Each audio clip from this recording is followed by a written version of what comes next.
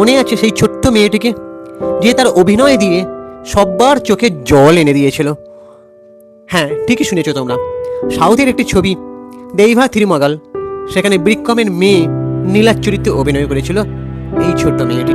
হ্যাঁ, সারা অর্জুনের কথা বলছি, যে তার কিউটনেসে মন জয় করার পর আরও একটা ছবিতে অভিনয় করেছিলেন, পন্নিয়িন সেলভান বলে একটা ছবিতে, সেখানে ঐশ্বর্য রায়ের ছোটবেলার চরিত্রে অভিনয় করেছিল। তারপরে একেবারে ধুরন্ধর ছবিতে রণবীর সিংয়ের নায়িকা। তোমরা হয়তো অনেকেই জানো না যে এই ধুরন্ধর ছবিতে সে কিন্তু অডিশন দিয়েছিল এবং 1300 জনের মধ্যে তার অডিশনটা সিলেকশন করেছিল নির্মাতারা। আর আদিত্য ধরের স্পাই থ্রিলার ধুরন্ধর, যেটা কিনা এখনো 1000 কোটির ক্লাবে, সেই সিনেমায় তাদের যে কেমিস্ট্রিটা, রণবীর সিংয়ের নায়িকা খুব প্রশংসিত হয়েছে। আর আরও একটা কথা বলি, সারা অর্জুনের বাবা কিন্তু একজন শক্তিশালী অভিনেতা, রাজ অর্জুন।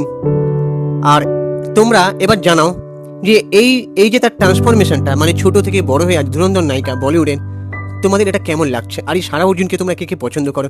আমার তো বেশ ভালো লেগেছে, যতবারই দেখছি। মানে তার বয়স 20 বছর, মানে আমি তো ক্রাশ খেয়ে গেছি রীতিমতন। কিন্তু আমার আবার বেশি বললে আমার ওয়াইফ আবার রাগ করবে। যাই হোক, সত্যি খুব পছন্দের একটা নায়িকা তালিকায় উঠে এলো। এই ছোট্ট কিউট বাচ্চাটা, তার যে আদালতের সিনটা বাবা মেয়ের, আর আজকে তাকে বড়বেলায় দেখছি, তার যে এখানটায় তিলটা, মানে সত্যি বেশ কিউট। মানে আমি কেন, যে কোনো মানুষই তাকে দেখে ক্রাশ খাবে। আর বলিউডে সে একটা জায়গা তো করে নিল। আমার মনে হয় এরপর থেকে ধুরন্ধর থেকে আরও চান্স পাবে অন্য কোনো ছবিতে, প্লাস সাউথের সিনেমাতে হয়তো কাজ করবে। অনেক অনেক শুভেচ্ছা রইলো। এবার তোমাদের কি অপিনিয়ন তোমরা অবশ্যই কমেন্ট করে জানাও। আমাদের চ্যানেলটাকে সাবস্ক্রাইব করে দাও, ভিডিওটাতে একটা লাইক দাও।